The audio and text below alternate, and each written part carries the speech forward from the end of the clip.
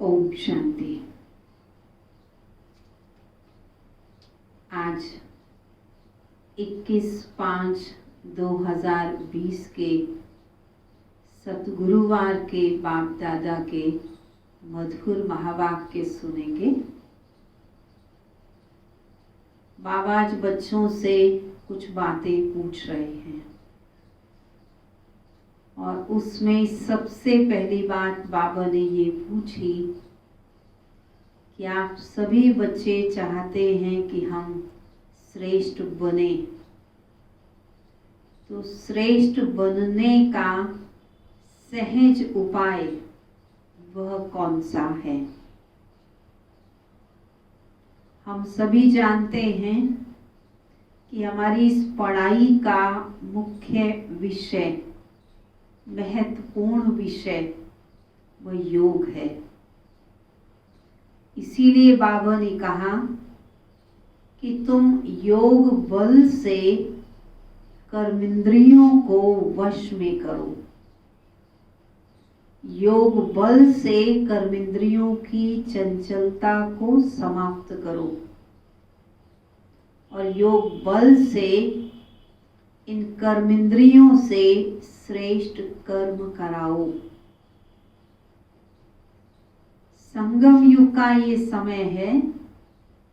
इस समय कोई भी बेकायदे काम न हो, इस बात का ध्यान रखें। साथ में दैवी गुण भी धारण करने और उसमें इस बात का विशेष अटेंशन रखना है कि यदि कोई क्रोध करे तब हमें चुप रहना चाहिए, शांत रहना चाहिए। बाबा ने बहुत ऊंची बात कही कि यदि कोई क्रोध के शब्द बोले तो तुम प्यार से मुस्कुराओ और उसके ऊपर फूलों की वर्षा करो।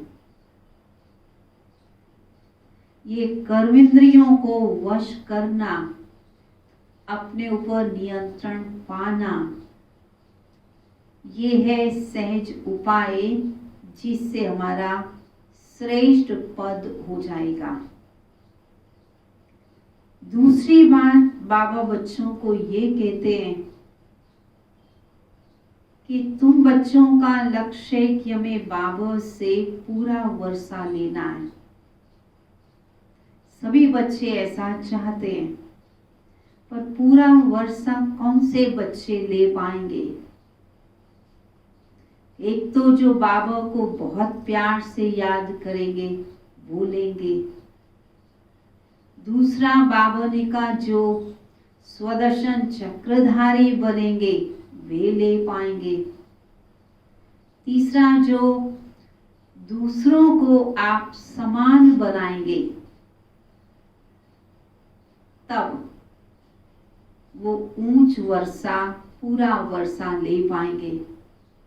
और इसमें भी मुख्य बात, जब आत्मा पवित्र बन जाएगी तब बाबा से पूरा वर्षा ले पाएंगे। तो 4 बातों का हमको ध्यान देना है तो बाबा का पूरा वर्षा लेने के हकदार बन जाएंगे।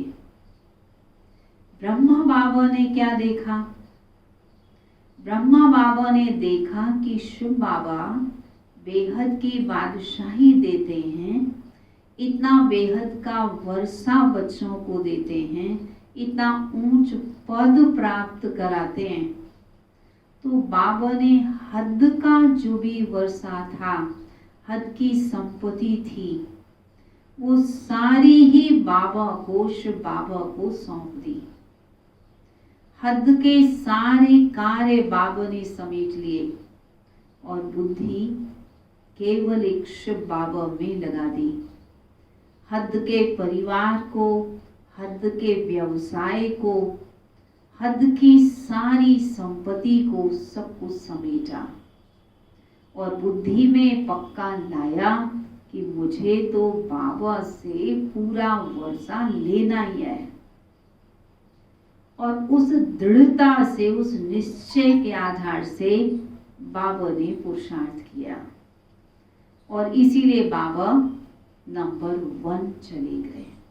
तो हम सभी को भी बाबा को फॉलो करना है।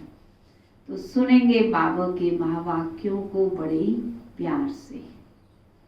मीठे बच्चे, तुम बेहद के बाप से बेहद का वर्षा लेने आए हो। यहाँ हद की कोई बात नहीं है, वर्षा भी बेहद का है, बाप भी बेहद का है। तुम बड़े उमंग से बाप को याद करो तो पुरानी दुनिया भूल जाएगी। तो याद भी बेहद में करना है, बड़े उमंग से करना है, तो स्वतः ही पुरानी दुनिया भूल जाएगी। प्रश्न है, कौन सी एक बात तुम्हें बार बार अपने से घोट कर पक्की करनी चाहिए? बार बार घोटे तो बात पक्की हो जाए। हम आत्मा हैं, हम परमात्मा बाप से वर्षा ले रहे हैं। आत्माएं हैं बच्चे, परमात्मा है बाप। अभी बच्चे और बाप का मेला अर्थात मिलन हुआ है। यह बात बार बार घोट घोट कर पक्की करो। जितना आत्म अभिमानी बनते जाएंगे तो देह अभिमान मिट जाएगा। गीत है, जो पिया के साथ है उसके लिए ज्ञान की बरसात है। ओम शांति। बच्चे जानते हैं कि हम बाबा के साथ बैठे हुए हैं। यह है बड़े से बड़ा बाबा, सबका बाबा। बाबा आया हुआ है। बाप से क्या मिलता है ये तो सवाल ही नहीं उठता है। बाप से मिलता ही है वर्षा, जायदाद, प्रॉपर्टी, मिल्कियत। यह है सबका बेहद का बाप, जिसे बेहद का सुख, बेहद की प्रॉपर्टी मिलती है, और वह है स्वर्ग की बादशाही। वह दुनिया में है हद की मिल्कियत। कोई के पास 5,000, कोई के पास 50,000, कोई के पास 10, 20, 50 लाख व करोड़ अरब भी होंगे। अब वह तो सब है लौकिक बाबाएं, और बच्चे भी हद के बच्चे। यह तुम बच्चे समझते हो, हम बेहद के बाप के पास आए हैं, बेहद की प्रॉपर्टी लेने। दिल में आश तो रहती है ना, सिवाय स्कूल के और सत्संग आदि में कोई आश नहीं रहती। स्कूल में तो एम ऑब्जेक्ट होता है, पर सत्संग में ऐसी कोई आश नहीं रहती। कहेंगे केवल शांति मिले, और वह तो मिल नहीं सकती। यहाँ तुम बच्चे समझते हो, हम आए हैं विश्व नई दुनिया का मालिक बनने। नहीं तो यहाँ क्यों आए हैं? कुछ प्राप्ति है, कुछ फायदा है, तब तो बेहद के बाप के पास आए हैं। शिव बाबा जो ज्ञान का सागर, प्रेम का सागर, सुख, शांति, आनंद, पवित्रता, शक्ति का सागर है, उसे याद करेंगे तो उसके पास जो कुछ भी है वो बच्चों के लिए है, वो बच्चों को दे देंगे। तो बाबा कहते तुम यहाँ आए ही हो नई दुनिया का मालिक बनने। कहते बाबा हम तो विश्व का मालिक बनने आए हैं, हद की कोई बात नहीं है। बाबा आपसे हम बेहद स्वर्ग का वर्षा लेने आए हैं। कल्प कल्प हम बाप से वर्षा लेते हैं, फिर माया बिल्ली पिछीन भी लेती है। इसलिए इसको हार जीत का खेल कहा जाता है। बाप बैठ बच्चों को समझाते हैं, बच्चे भी नंबरवार समझते हैं। ये कोई साधु संत नहीं है, पढ़ाने वाला स्वयं निराकार भगवान सद्गति दाता है। जैसे तुमको कपड़े पड़े, जैसे तुमने कपड़े पहने हैं, वैसे ब्रह्मा ने भी पहने हैं। यह तो बाबा है ना। अब किस बाबा की बात कर रहे हैं? ब्रह्मा बाबा तो तुम बच्चों जैसे ही हैं, चाहे पैरवाइश है, चाहे रहन सहन है, चाहे बोलचाल है, चाहे प्रवृत्ति है। परंतु ये जो समझा रहे हमें ज्ञान, वो निराकार परमपिता परमात्मा शिव बाबा समझाते हैं। कोई पूछेगा किसके पास जाते हो, तो कहेंगे हम तो बाप दादा के पास जाते हैं। शिव बाबा और ब्रह्मा बाबा दोनों कंबाइंड हैं, और दोनों को कंबाइंड रूप में बोला जाता है बाप दादा। तो हम किसके पास आते हैं? बाप दादा के पास आते हैं। यह तो फैमिली हो गई। क्यों जाते हैं, क्या लेने जाते हैं, यह तो और कोई समझ ना सके, कह ना सके कि हम बाप दादा के पास जाते हैं। वर्षा उनसे ही मिलता है। दादे की प्रॉपर्टी के सब हकदार हैं।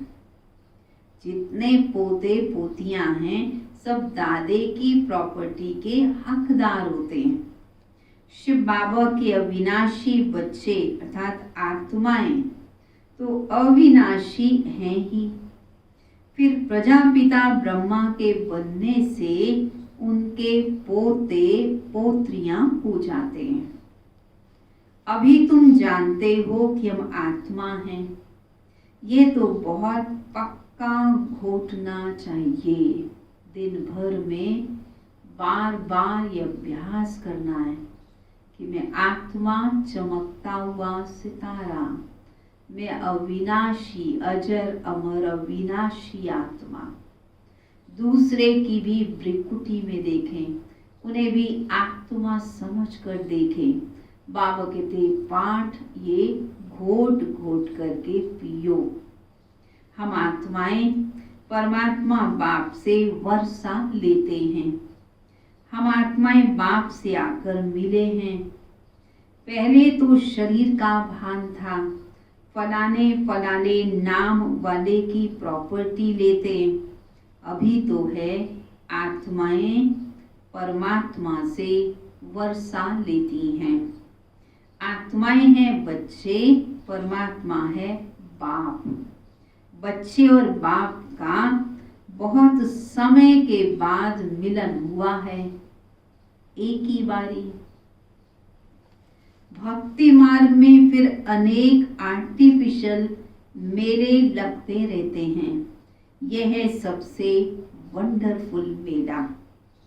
आत्माएं परमात्मा अलग रहे बहुकाल, सुंदर मेला रच दिया जब सतगुरु मिले दलाल।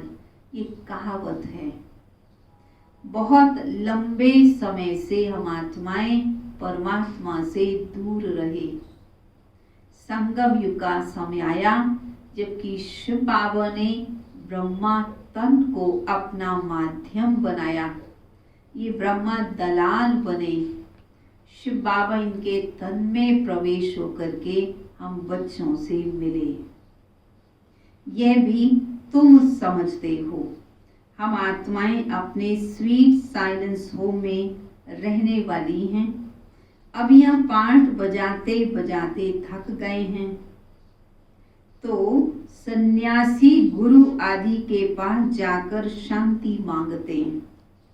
समझते हैं वो घर बार छोड़ जंगल में जाते हैं, उनसे शांति मिलेगी, क्योंकि उन्होंने घर गृहस्थी त्याग दी, जंगल में हैं, तपस्या कर रहे हैं, तो जरूर वो हमें शांति दे सकेंगे। परंतु बाबा कहते ऐसी बात भी है नहीं। जंगल में जाकर के भी उनका मन एकाग्र नहीं हो पाता। जब खुद ही शांत नहीं है फिर दूसरों को वो शांति कैसे दे सकेंगे। और अब तो सन्यासी भी जंगलों को छोड़कर शहरों में आकर बसे हैं। तुम बच्चे तो अपने योग बल से अपनी कर्मेंद्रियों को वश में करते हो। किस बल से करते हो? योग बल से कर्मेंद्रियों को वश करते हो। कर्मेंद्रियां योग बल से शीतल हो जाएंगी। कर्मेंद्रियों में चंचलता समाप्त हो जाएगी। अब कर्मेंद्रियों पर जीत पानी है ताकि कोई चंचलता न रहे। सिवाय योग बल के कर्मेंद्रियों को वश करना इम्पॉसिबल है। योग ही साधन है। बाप कहते कर्मेंद्रियों की चंचलता योग बल से ही टूटेगी। योग बल की ताकत तो है ना, इसमें बड़ी मेहनत लगती है। आगे चलकर कर्मेंद्रियों की चंचलता नहीं रहेगी। सतयुग में तो कोई गंदी बीमारी होती नहीं। यहाँ तुम कर्मेंद्रियों को वश कर जाते हो तो कोई भी गंदी बात वहाँ होती नहीं। संगम युग पर कर्मेंद्रियों को वश कर लेते हो, विकारों पर पूर्णता विजय प्राप्त कर लेते हो। इसलिए सतयुग में विकारों की कोई भी गंदी आदत, कोई भी गंदी बीमारी वहाँ नहीं होती। नाम ही है स्वर्ग। उनको भूल जाने के कारण लाखों वर्ष कह देते हैं। अभी तक भी मंदिर आदि बनाते रहते हैं।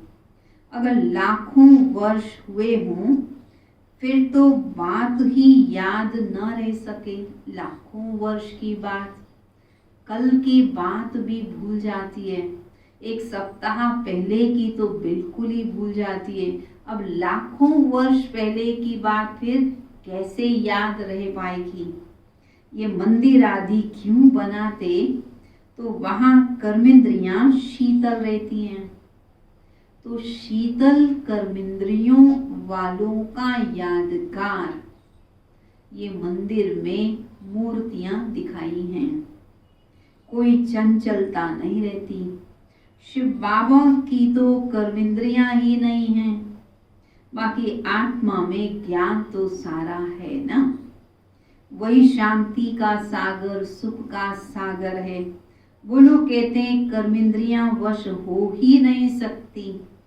बाप कहते योग बल से कर्मेंद्रियों को तुम सहज वश कर सकते हो। बाप की याद में रहो। कोई भी बेकायदे काम कर्मेंद्रियों से बिल्कुल नहीं करना। मन में कोई संकल्प आता है तो भी उसका दंड मन की सोच के द्वारा भोगना पड़ता है। परंतु यदि कर्मेंद्रियों से कोई बेकायदे कर्म किया तो उसका दंड भोगना पड़ेगा। तो बाबा कहते अब तो इस बात की बड़ी संभाल करनी है। ऐसे लवली बाप को याद करते करते प्रेम के आंसू आ जाने चाहिए। आत्मा परमात्मा में लीन तो होती नहीं, लेकिन परमात्मा के लव में लीन हो जाती है। बाप एक ही बार मिलते हैं जब शरीर का लौन लेते हैं। तो ऐसे बाप के साथ कितना प्यार से चलना चाहिए। बाबा को, ब्रह्मा बाबा को उछल आई ना। बाबा को तो बहुत उमंग आया। ओहो, बाबा विश्व का मालिक बनाते हैं, फिर ये धन माल हम सब क्या करेंगे, छोड़ो इनको। बाबा के मन में ख्याल आया और बाबा ने सब छोड़ दिया। सब कहने लगे इनको बैठे बैठे क्या हो गया, धंधा आदि सब छोड़ दिया, खुशी का पारा चढ़ गया, साक्षात्कार होने लगे। राजाई मिलनी है, परंतु कैसे मिलेगी, क्या होगा, कुछ पता नहीं था, पर बड़ा ही उमंग आ गया जो सब कुछ समेट दिया। बस बाबा से मिलना है, उस खुशी में सब छोड़ दिया। फिर धीरे धीरे नॉलेज हर चीज की मिलती गई। तुम बच्चे यहाँ स्कूल में आए हो, एम ऑब्जेक्ट तो है ना, यह है राजयोग।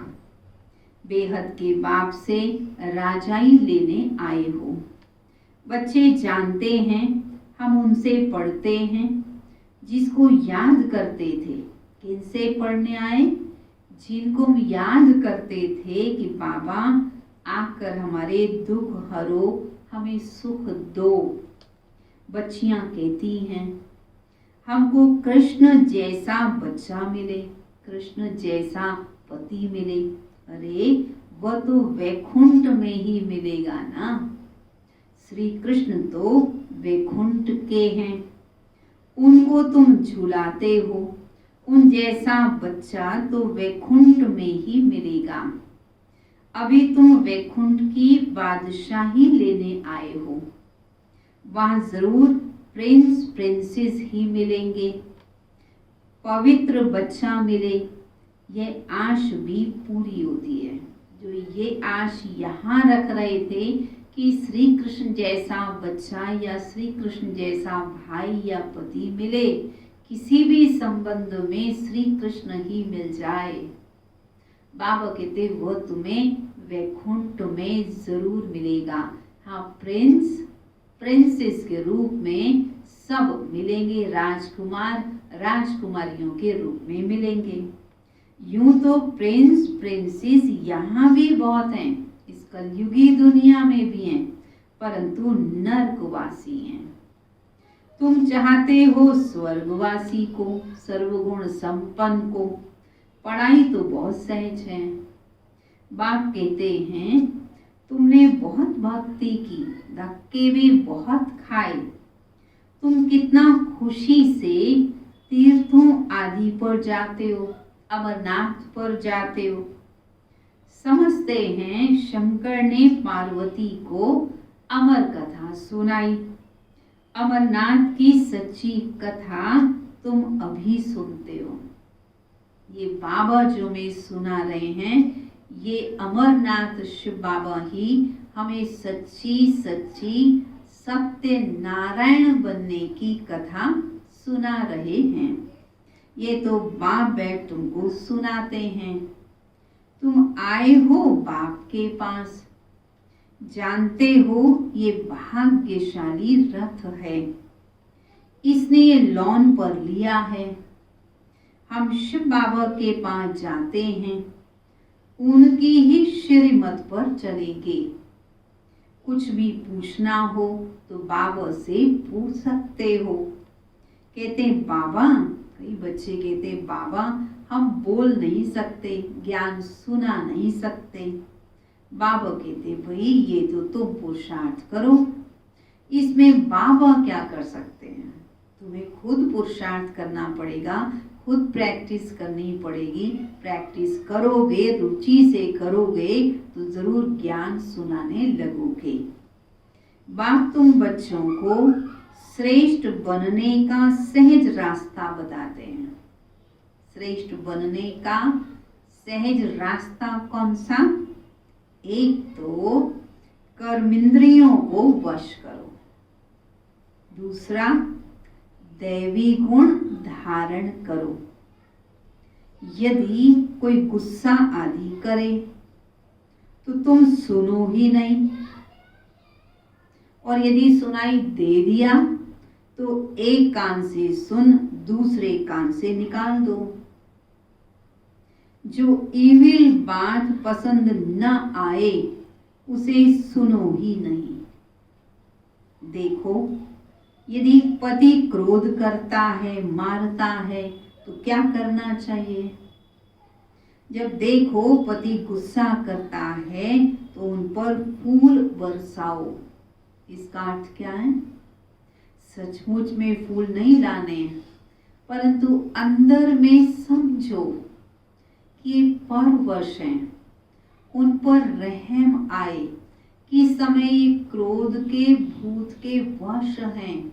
उनके प्रति शुभ भावना रखो कि इन विचारों का कल्याण हो जाए, इन्हें बाबा से शक्ति मिल जाए, ये अपने आप को कंट्रोल कर सके, ये अपने पाप के खाते को बढ़ाए नहीं। इसको बाबा ने कहा उन पर फूल बरसाओ। युक्तियां तो बहुत हैं। कामेशु क्रोधेशु होते तो है ना, काम के वश, क्रोध के वश रहने वाले भी बहुत होते तो है ना। बाप कहते इस मृत्यु लोक में तुम्हारा यह अंतिम जन्म है। हम तुम बच्चों को शांति धाम ले जाने आया हूँ। वहाँ पतित आत्मा तो जा ना सके, इसलिए मैं आकर सबको पावन बनाता हूँ। जिसको जो पाठ मिला हुआ है वह पूरा कर अब सबको वापस जाना है। सारे झाड़ का राज बुद्धि में है। बाकी झाड़ के पत्ते थोड़ी कोई गिनती कर सकते हैं। तो बाप भी मूल बात समझाते, बीज और झाड़। बाकी मनुष्य तो ढेर हैं, एक एक के अंदर को थोड़ी बैठ जानेंगे। मनुष्य समझते भगवान तो अंतर्यामी हैं, हर एक के अंदर की बात को जानते हैं। बाबा कहते मुझे जानने की जरूरत ही नहीं है। मैं जानकर क्या करूंगा? तुम्हारे अंदर क्या चल रहा है? तुमने अपना ही पार्ट बजाना है, जो आपका पार्ट फिक्स है। उसमें बाबा भी कोई परिवर्तन कर नहीं सकते, इसलिए बाबा जान करके भी क्या करे। इसलिए बाबा कहते मैं अंतर्यामी नहीं हूँ। बाप कहते तुम हमको बुलाते हो कि आकर हमें पति से पावन बनाओ, हमें राजयोग सिखाओ। अभी तुम राजयोग सीख रहे हो। बाप कहते मुझे याद करो। बाप यह मत देते हैं ना, बाप की श्रीमत और गत सबसे न्यारी है। मत यानी राय, जिससे हमारी सदगति होती है। वही एक बाप हमारी सदगति करने वाला है, दूसरा ना कोई। इस समय ही बुलाते हैं, सतयुग में तो बुलाते नहीं। क्यों? क्योंकि वहां तो सदगति में है, तो सदगति में तो बुलाने की जरूरत ही नहीं। अभी ही कहते हैं सर्व का सदगति दाता एक राम। जब माला फेरते हैं तो फेरते फेरते जो फूल आता है तो उसको राम राम कहे आंखों पर लगाते, चूमते। तो जो माला के दाने हैं और उसमें है एक फूल गुलाबी रंग का, वह है शिव बाबा का यादगार। फिर उसके नीचे 2 दाने जिन्हें मेरू दाना कहते हैं, वो ब्रह्मा सरस्वती का यादगार। और उसके बाद नंबरवार दाने वह बच्चों का यादगार है। तो बाबा कहते जो बच्चे बाप के कार्य में मददगार बने, उन बच्चों का यादगार ये माला है। अब जपना चाहिए फूल को, बाकी है सब उनकी रचना, पर वह है पवित्र रचना। माला को तुम अच्छी रीति जान गए हो।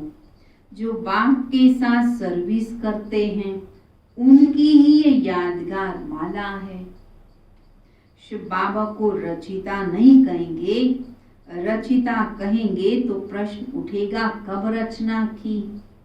प्रजापिता ब्रह्मा अभी संगम पर ही ब्राह्मणों को रचते हैं।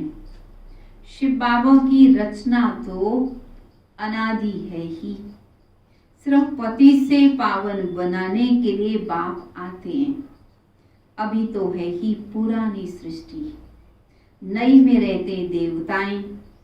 अब शूद्रों को देवता बनाए कौन? पहले तो जरूर ब्राह्मण बनना पड़े, तब देवता बन सके।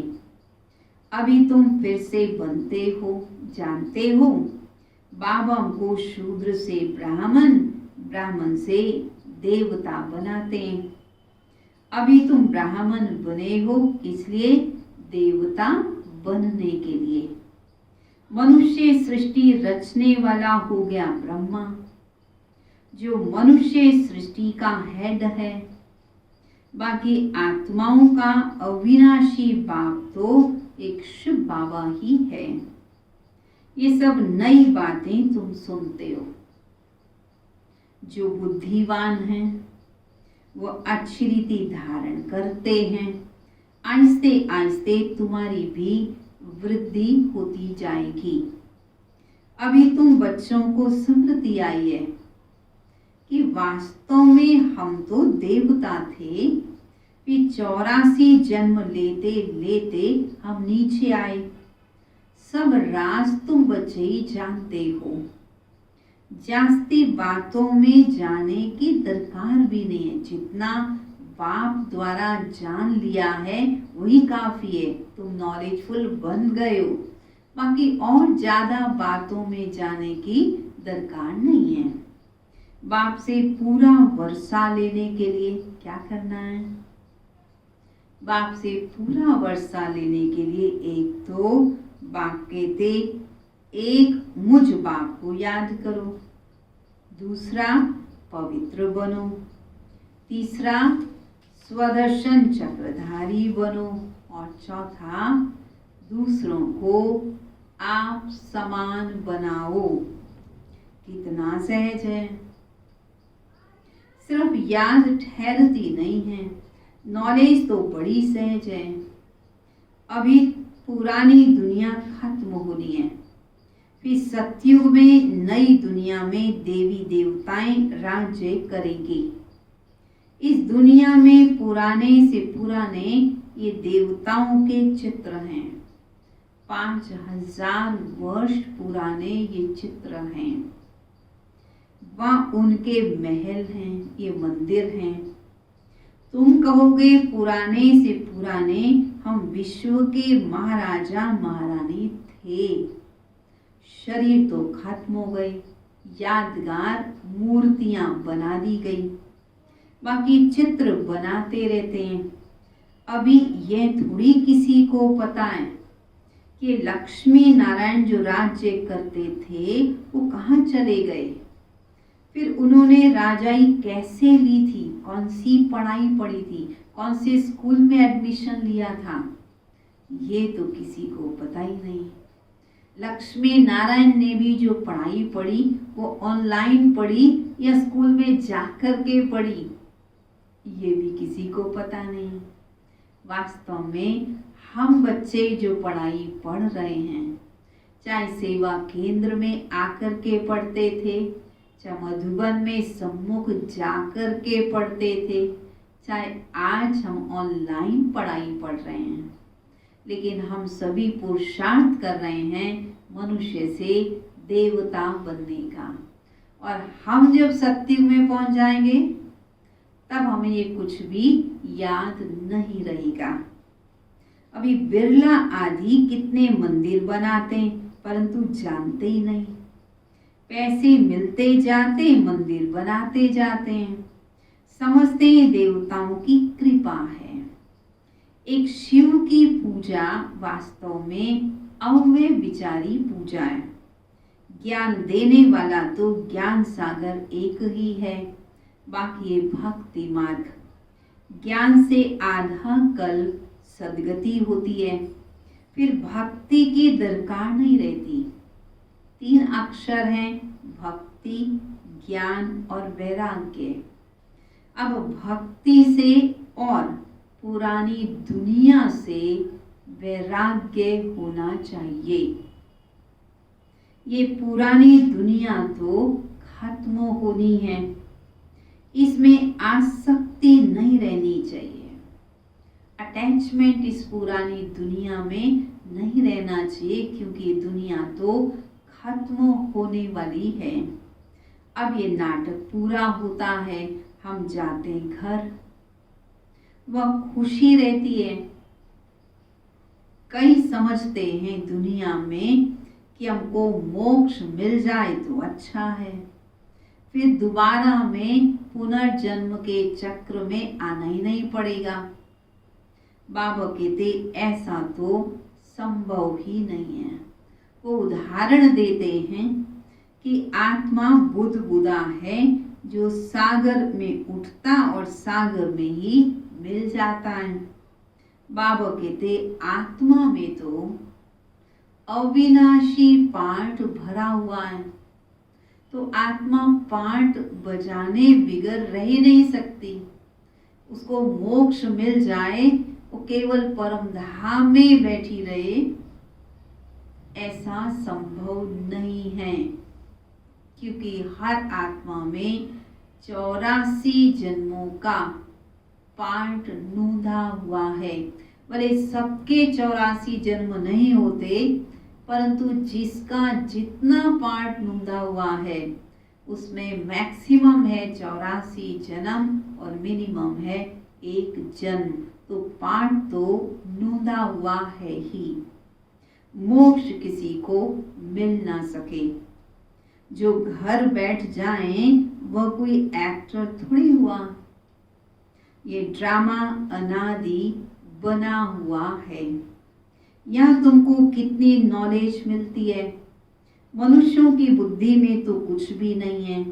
तुम्हारा पाठ ही है बाप से ज्ञान लेने का और बाप से वर्षा पाने का।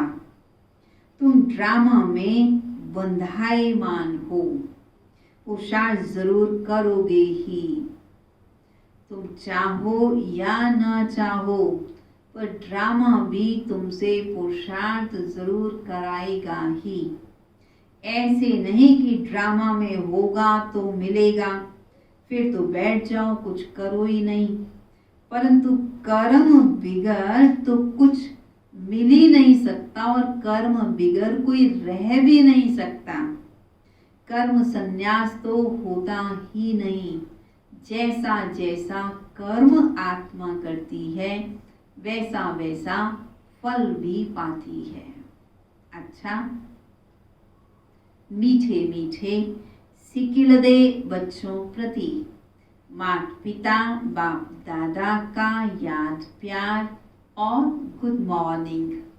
रूहानी बाप की रूहानी बच्चों को नमस्ते। रूहानी बच्चों की रूहानी बाप दादा को नमस्ते नमस्ते नमस्ते। धारणा के लिए मुख्य सार। योग बल की ताकत से अपने कर्मेंद्रियों को शीतल बनाना है। बहुत अटेंशन रखना है, कर्मेंद्रियों को शीतल बनाना है, वश में रखना है।